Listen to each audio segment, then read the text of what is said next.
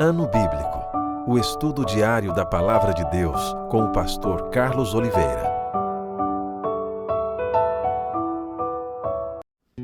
Continuando nosso ano bíblico hoje, a Epístola de Paulo aos Romanos, capítulo 8 ao capítulo 10. Nenhuma condenação, o pendor do Espírito. Agora, pois, já nenhuma condenação há para os que estão em Cristo Jesus, porque a lei do Espírito da vida em Cristo Jesus te livrou da lei do pecado e da morte. Porquanto, o que for impossível à lei, no que estava enferma pela carne, isso fez Deus enviando o seu próprio Filho em semelhança de carne pecaminosa e no tocante ao pecado. E com efeito, condenou Deus na carne o pecado, a fim de que o preceito da lei se cumprisse em nós, que não andamos segundo a carne, mas segundo o Espírito. Porque os que se inclinam para a carne cogitam das coisas da carne, mas os que se inclinam para o Espírito das coisas do Espírito. Porque o pendor da carne dá para a morte, mas o do Espírito para a vida e paz. Por isso, o pendor da carne é inimizade contra Deus, pois não está sujeito à lei de Deus, nem mesmo pode estar. Portanto, os que estão na carne não podem agradar a Deus. Vós, porém, não estáis na carne, mas no Espírito, se de fato o Espírito de Deus habita em vós. E se alguém não tem o Espírito de Cristo, esse tal não é dele. Se, porém, Cristo está em vós, o corpo, na verdade, está morto por causa do pecado, mas o Espírito é vida por causa da justiça. Se habita em vós o Espírito daquele que ressuscitou a Jesus dentre os mortos, esse mesmo que ressuscitou a Cristo Jesus dentre os mortos, vivificará também o vosso corpo mortal por meio do seu Espírito que em vós habita. Assim, pois, irmãos, somos devedores não à carne, como se constrangidos a viver segundo a carne. Porque se viverdes segundo a carne, caminhais para a morte. Mas, se pelo Espírito mortificardes os feitos do corpo, certamente vivereis. Pois todos os que são guiados pelo Espírito de Deus são filhos de Deus. Porque não recebestes o espírito de escravidão para viverdes outra vez atemorizados, mas recebestes o espírito de adoção, baseados no qual clamamos, Abba, Pai. O próprio Espírito testifica com o nosso espírito que somos filhos de Deus. Ora, se somos filhos de Deus, somos também herdeiros, herdeiros de Deus e co-herdeiros com Cristo. Se com ele sofremos, também com ele seremos glorificados. Porque para mim tenho por certo que os sofrimentos do tempo presente não podem ser comparados com a glória a ser revelada em nós. A ardente expectativa da criação aguarda a revelação dos filhos de Deus. Pois a criação está sujeita à vaidade, não voluntariamente, mas por causa daquele que a sujeitou, na esperança de que a própria criação será redimida do cativeiro da corrupção para a liberdade da glória dos filhos de Deus. Porque sabemos que toda a criação a um só tempo geme e suporta angústias até agora. E não somente ela, mas também nós que temos as primícias do Espírito, igualmente gememos em nosso íntimo, aguardando a adoção de filhos, a redenção do nosso corpo. Porque na esperança fomos salvos. Ora, a esperança que se vê não é esperança, pois o que alguém vê, como espera? Mas se esperamos o que não vemos, com paciência o aguardamos. Também o Espírito semelhantemente nos assiste em nossa fraqueza, porque não sabemos orar como convém, mas o mesmo Espírito intercede por nós sobremaneira, com gemidos inexprimíveis. E aquele que sonda os corações sabe qual é a mente do Espírito, porque segundo a vontade de Deus é que ele intercede pelos santos. Sabemos que todas as coisas cooperam para o bem daqueles que amam a Deus, daqueles que são chamados segundo o seu propósito. Porquanto, aos que de antemão conheceu, também os predestinou para serem conformes à imagem de seu Filho, a fim de que ele seja o primogênito entre muitos irmãos. E aos que predestinou, a esses também chamou. E aos que chamou, a esses também justificou. E aos que justificou, a esses também glorificou. Que diremos, pois, à vista destas coisas? Se Deus é por nós, quem será contra nós? Aquele que não poupou o seu próprio Filho, antes por todos nós o entregou, porventura não nos dará graciosamente com ele todas as coisas? Quem intentará acusação contra os eleitos de Deus? É Deus quem os justifica. Quem os condenará? É Cristo Jesus quem morreu, ou antes quem ressuscitou, o qual está à direita de Deus e também intercede por nós. Quem nos separará do amor de Cristo?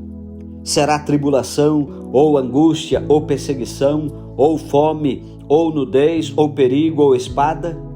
Como está escrito: por amor de ti somos entregues à morte o dia todo. Fomos considerados como ovelhas para o matadouro. Em todas estas coisas, porém, somos mais que vencedores por meio daquele que nos amou. Porque eu estou bem certo de que nem a morte, nem a vida, nem os anjos, nem os principados, nem as coisas do presente, nem do porvir, nem os poderes, nem a altura, nem a profundidade, nem qualquer outra criatura poderá separar-nos do amor de Deus que está em Cristo Jesus, nosso Senhor. Capítulo 9. Paulo e a incredulidade dos judeus.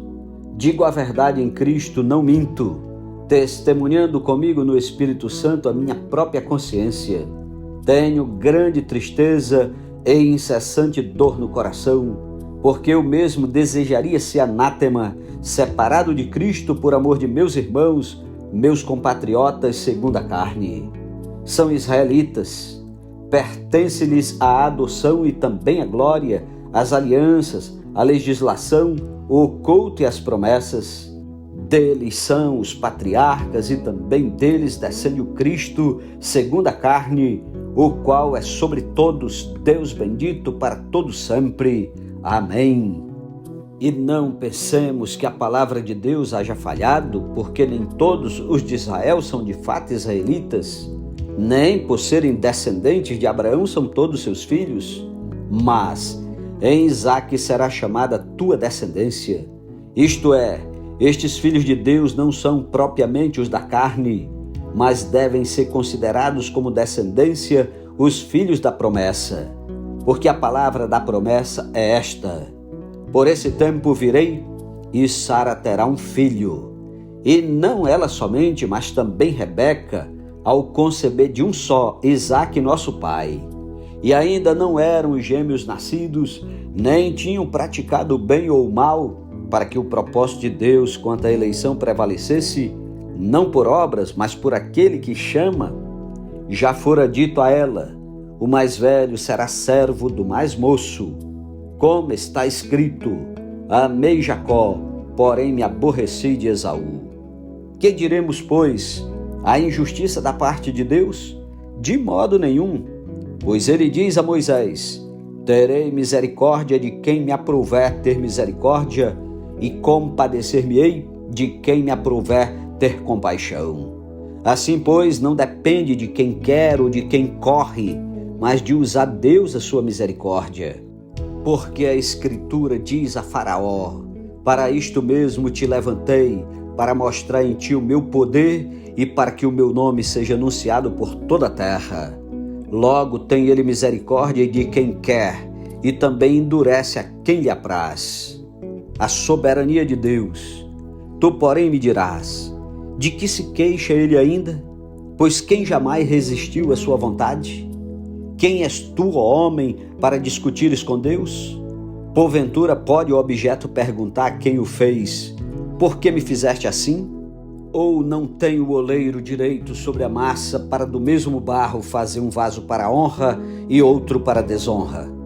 Que diremos, pois, se Deus, querendo mostrar sua ira e dar a conhecer o seu poder, suportou com muita longanimidade os vasos de ira preparados para a perdição, a fim de que também desse a conhecer as riquezas da sua glória em vasos de misericórdia que para a glória preparou de antemão, os quais somos nós a quem também chamou, não só dentre os judeus, mas também dentre os gentios?